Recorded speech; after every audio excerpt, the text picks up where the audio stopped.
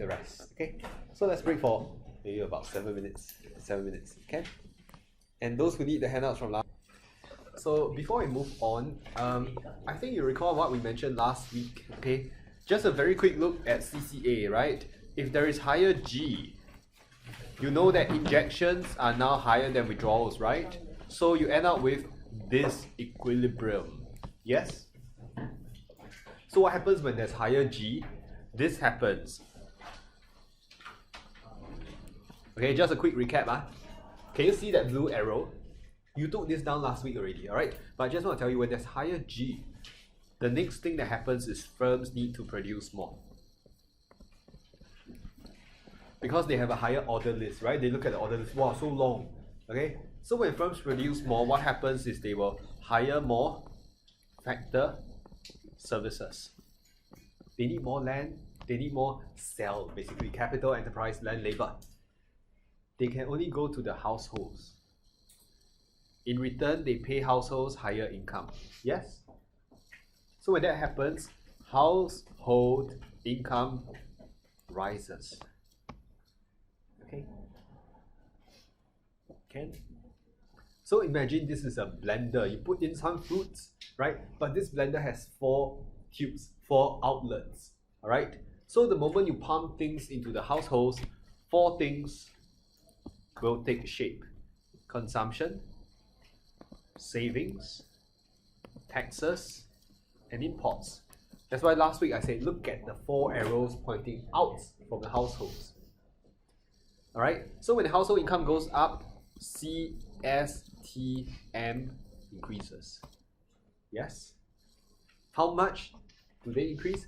Depends on your marginal propensity to consume, your MPC. Okay? But this is of particular interest to us. When consumption goes up, it starts a loop. Again, firms have to produce more. Then they have to hire more, household income will go up again, and then it goes in a loop. Okay?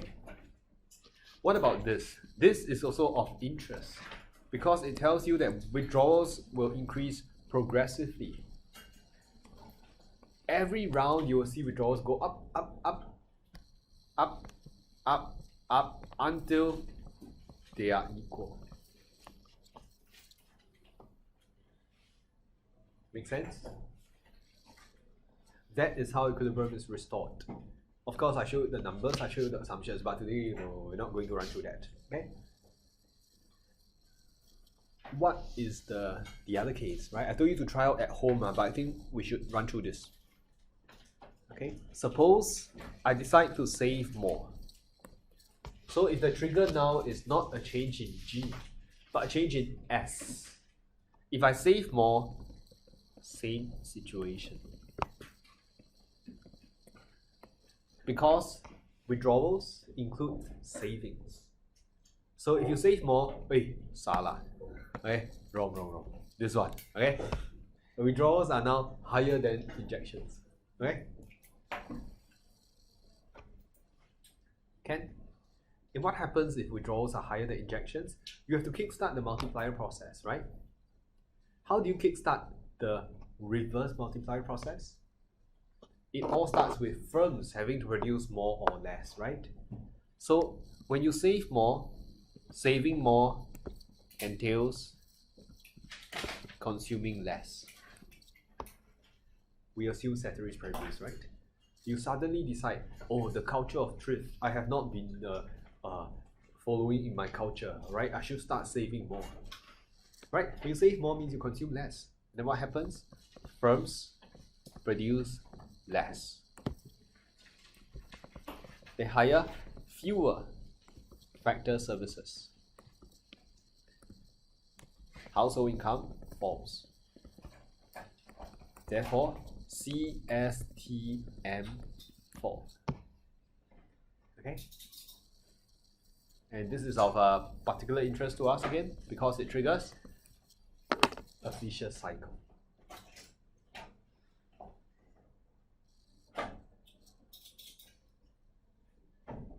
Follow? And what do you notice? Withdrawals fall progressively. So it's like you go to some arcades, they still have this very old game where you take a hammer, alright, then you have a lot of holes, right, and then this thing pops out of the head and you have to whack. Correct? So withdrawals, see the head popped up first. Oh, higher the injections. You whack it down, whack it down, whack it down. Like you're striking a hammer, you're taking a hammer, striking a nail on the head. Until it goes back down. Until they are equal. Okay? It's the same thing, higher S, higher T, higher N, same. Okay? Any questions? That's why this is called paradox of thrift. It's a paradox because you started out wanting to save more, but who knows that you ended up saving less. Okay? It's a paradox. Okay?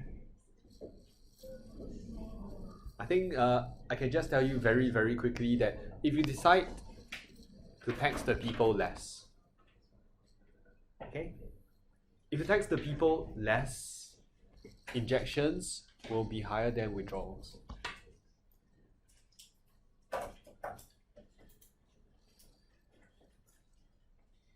Correct?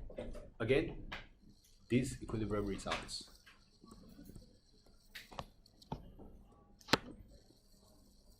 Correct? So if I tax the people less, firms produce more or less? More. Correct. Firms produce more. Why do firms produce more? Is it due to consumption, investments, government expenditure, or export revenue? Consumption. Because people consume more. Okay, then you trigger the whole sequence from there. But you're going to see that at the end of the day, it's also withdrawals that adjust. So across every situation, withdrawals adjust until equilibrium is restored. It's like two people squabble. It's only one party that apologizes. Okay? No, I'm not complaining. Okay, I'm just saying. Okay? Right?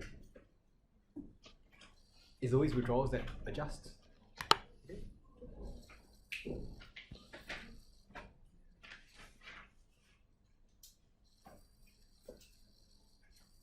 Put this up.